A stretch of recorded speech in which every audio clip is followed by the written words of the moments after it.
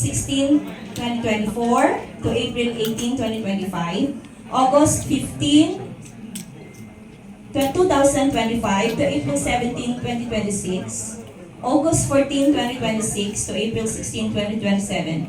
This is intended for 3 years.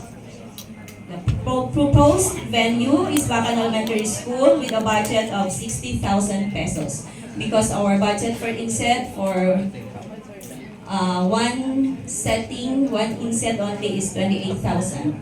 So we have 2 insets per year. For project initiative, background and rationale, our shared vision is this. Bacan Elementary School envisions to be an educational institution producing holistic and successful individuals with love of God, their neighbor, and their country. In the next 5 years, the school emerges into a learning organization where learners' literacy, numeracy, and lifelong learning skills and attitudes are honed and developed, thus producing graduates who become good citizens and pride of the community, which contribute to the nation's progress and development. We firmly believe that obtaining literacy and numeracy skills are the foundations of lifelong learning and full participation in society. These skills empower students to make meaning, think critically and creatively, and reach their full potential.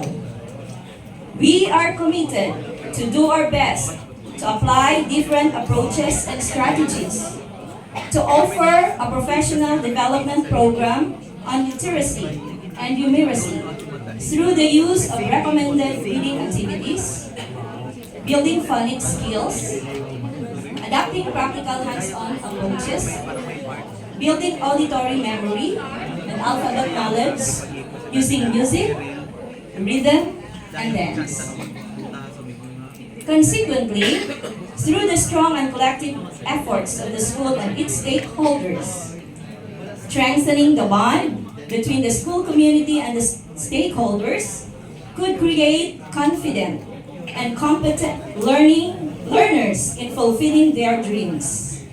This anchors to our school's battle cry, Arise, which means, all right, improve, shine, and excel, Bacan ES.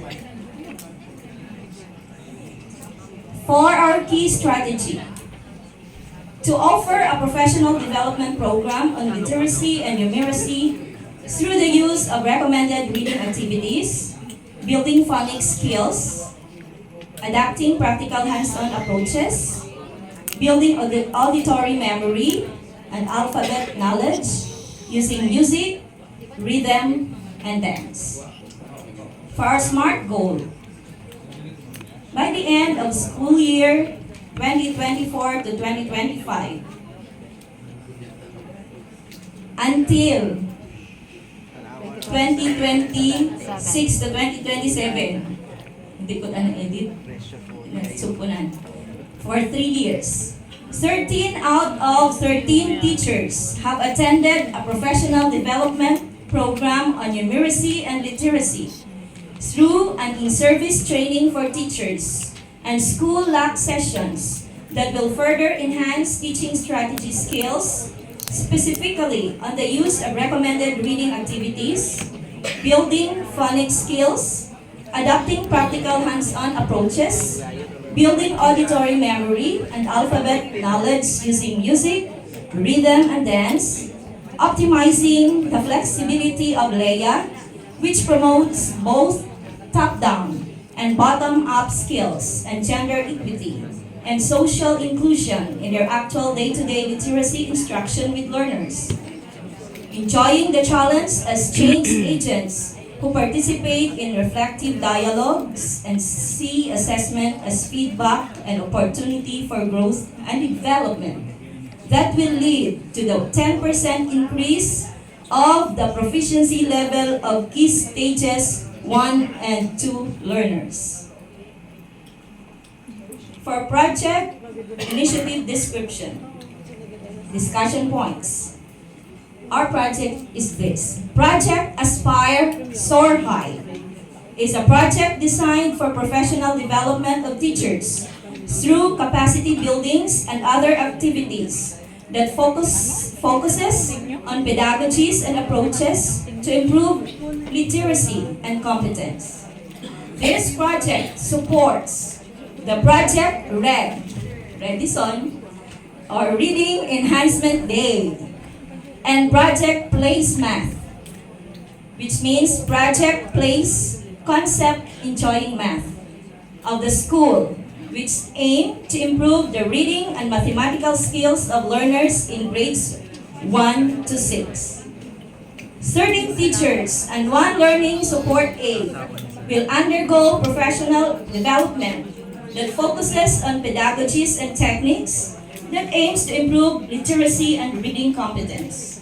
This is done in 3 years through in-service trainings held every school year and block sessions at least once every 2 months or 5 times every school year, starting August 2024 or August, October, December, February, up to April during the SY 2024 to 2025 to SY 2026 to 2027. All teachers, including Learning Support Aide or LSA, will undergo trainings on appropriate pedagogies and strategies on how to improve literacy and reading competence of the learners. The trainings must further enhance teaching strategy skills, specifically on the use of recommended reading strategies. Sir, please.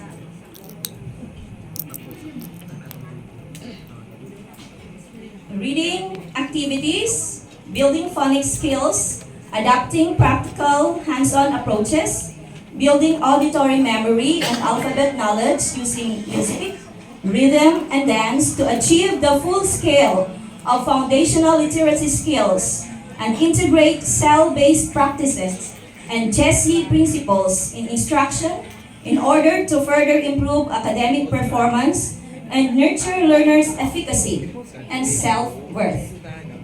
The school head will conduct monitoring and evaluation and subject itself and the program to continuous improvement with the help and feedback of each stakeholders. By the end of every quarter, from SY 2024 to 2026, 2024 to 2026, not 2023, the school head will conduct trainings. And that is until 2026 to 2027. The school head will conduct monitoring of the application of the different strategies through scheduled classroom observations using the Classroom Observation Tool, or COT. Post-conference with the teacher right after the observation. Likewise, monitoring and feedbacking will be done every scheduled block sessions. For target stakeholders description, the proponent chose to implement this project to improve the professional development of teachers and eventually the reading, performance, and numeracy level of the learners. This project will be presented to the SPTA officers of the school in a scheduled meeting of the school head with them on the first day of August 2024. And the schedule of intervention program is the following. This is the schedule for our LAC sessions. LAC session schedule. LAC session schedules every quarter of school year 2024 to 2025 for 1 hour every third Friday of the month, except for the month of December, to be held every first Friday of the month from 10:30 a.m. to 11:30 a.m.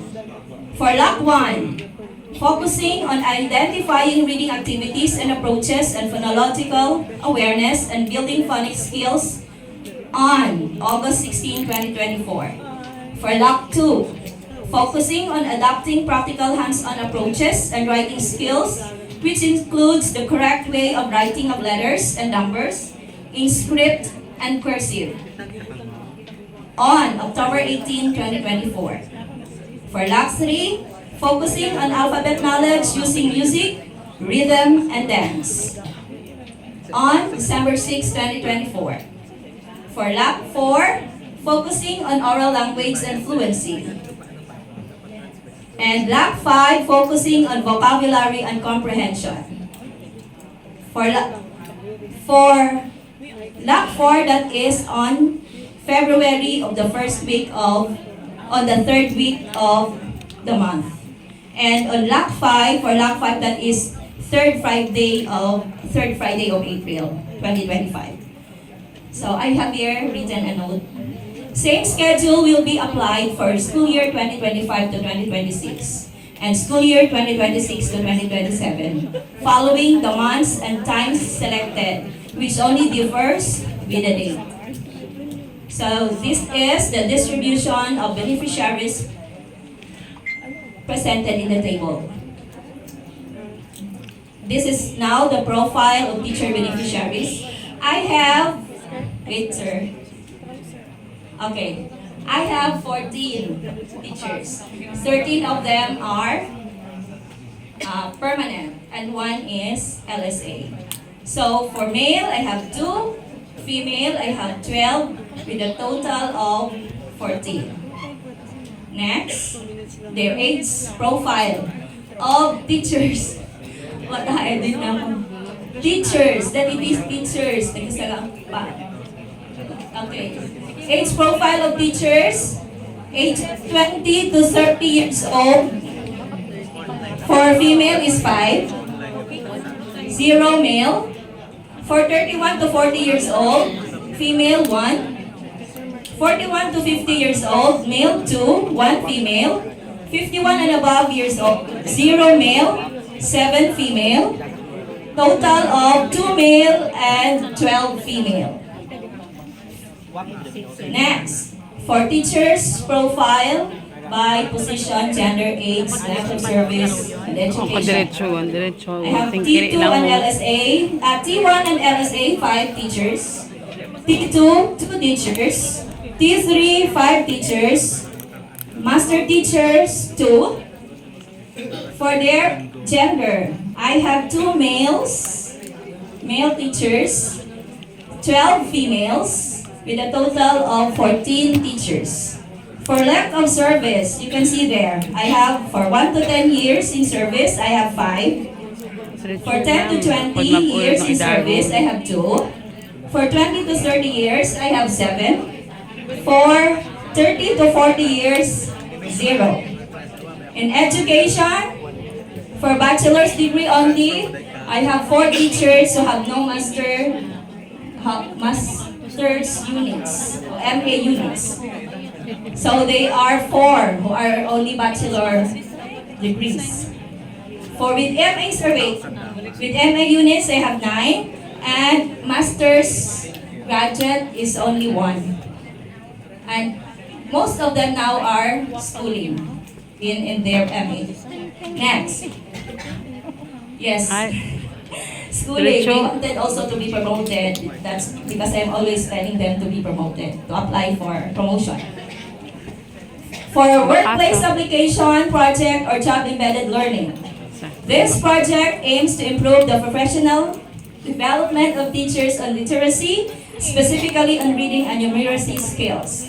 The proponent and the teachers would apply the newly acquired competencies with the help of the knowledge and skills acquired by the teachers in the monthly LAC sessions, INSET, conducted twice a year, the summer INSET and the semestral INSET or the mid-year, and trainings, appropriate pedagogies and strategies on how to improve literacy and reading competence and applying them to the learners. It is hoped that there will be no more learners in full refresher reading level and grade ready and they will become grade ready with the implementation of the project. So I have a matrix design. Down na lang sir, pakita ko lang. And this is my design. Down for the pre-implementation stage, implementation stage, and the post-implementation stage there. And I know that with the help of everyone, our project will become successful. Thank you so much everyone for listening. I love added success. Work your plan, and make a plan, and work your plan. Okay? So thank you so much everyone. Plan your work, and work your plan. This is Ma'am Jade Redison, the school principal 2 of Bacan Elementary School, District of Banga, saying, have a beautiful Sunday to everyone. And also to you, Ma'am Jane. District of Banga, hep hep! Hooray! Hep hep! Hooray! Abi ko uli.